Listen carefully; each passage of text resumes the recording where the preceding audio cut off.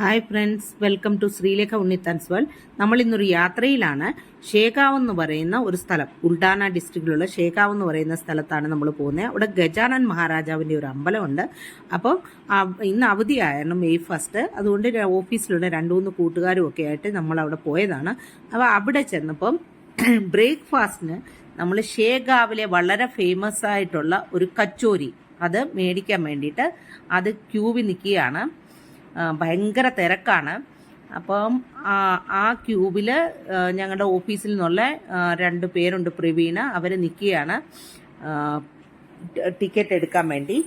ഈ കച്ചോരി എന്ന് പറയുന്ന ഈ കച്ചോരിയുടെ കട 1950 സ്ഥാപിതമായതാണ്. വളരെ ഫേമസ് ആണ്. RR ഷമ്മ എന്നുള്ള ആളുടെ പേരിലാണ്. അപ്പൊ കച്ചോരി എന്ന് പറഞ്ഞാൽ പൂരിക്കകത്ത് സ്റ്റഫിങ് നിറച്ച പൂരിയാണ്. സാധാരണ ചെറുപയറിന്റെ സ്റ്റഫിങ് ആണ് നിറയ്ക്കുന്നത്.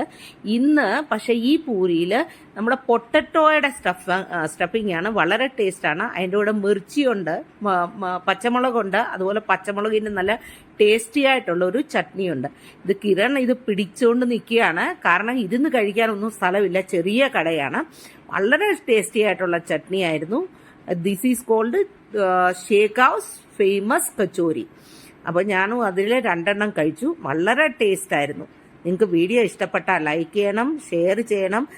സബ്സ്ക്രൈബ് ചെയ്യാത്തതുകൊണ്ട് സബ്സ്ക്രൈബ് ചെയ്യണം. പക്ഷേ ഒരു പ്രാവശ്യം സബ്സ്ക്രൈബ് ചെയ്തവർ വീണ്ടും സബ്സ്ക്രൈബ് ചെയ്യരുത്.